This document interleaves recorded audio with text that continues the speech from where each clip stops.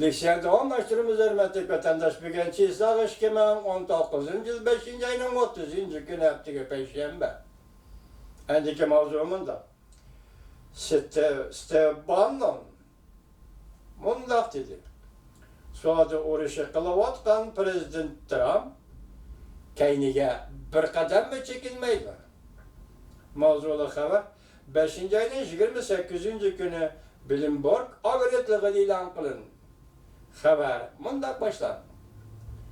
Aksaray'ın sabık məsləhətçisi Steban'ın mundaq dedi. Cungo bilen Suadı uğraşı kılıvatkan Prezident Trump bir kadem mi kayniga çekilmeydi? Bir dakika mı çekilmeydi?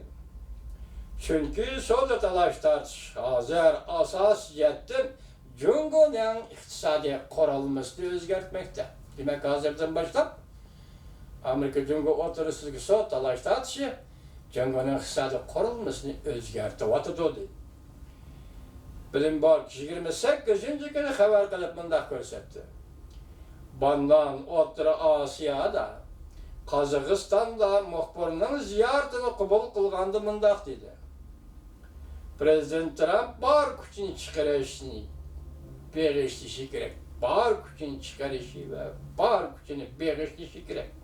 Bu bir meydan Suudi uğraşı emez. Belki Cungo izcil G'arb bilen karşılaşıvatkan iktisat uğraşıdır. Sen Cungo'nun kapital bazırıda kiriş yollarını özüp taşısan, sen Cungo'nun texnika, bulançılık kılış yollarını özüp taşısan, ola derhal kol kötürüdür. Steban'ın Kazakıstan'da söylediğin sözü. Sen Cungo'nun halkara kapital bazarı kiriş yolunu özüp taşısan, sen Cungo'nun texnika bulançılık kılış yollarını özüp taşısan, ola derhal, yani Cungolukla kol kötürür. Prezident Trump hükümeti 5. ayının 10. günü 200 milyar dolarlık Cungo'dan import kılıngan toğarmallığa hesselep baş koydu. Hem de Cungo'nun Huawei texniki şirketi ve bu şirketten tarmıkadaki şirketleri kor tizimlikki aldı.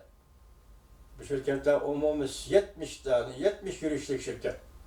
Bu şirketlerini kor tizimlikki aldı. Növbette Amerika Cungo söhbeti katmal bir halga düşüp kaldı. Prezident Trump 27. günü mundaq görsetti. Cungo'dan import kılıngan toğarmallığa koyulduğun baş texima yuqori miqdar koyurlaydı.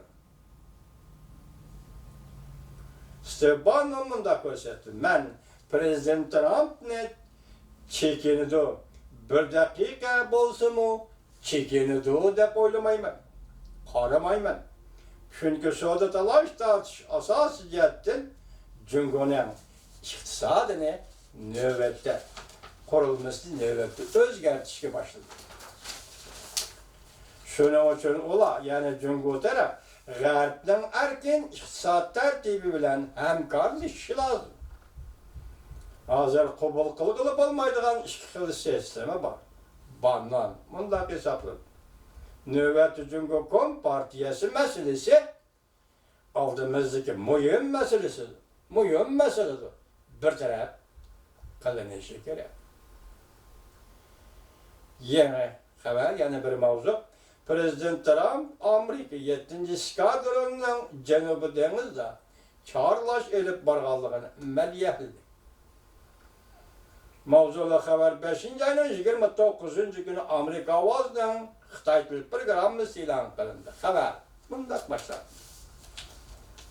Aksaray, Prezident Trump Yaponiyaga 4 günlük ziyaretini ahırlaştırıp, Yaponiyada turuşluq Amerika armiyasıga nutq sözledi.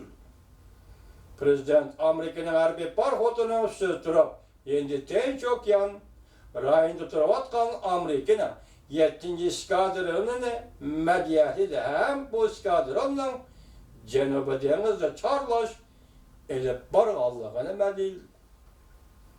7. skadronun harbiy parxodu yakın kayladım biri Tayvan boğazıdan bir qancha qatam qatnab o'tdi.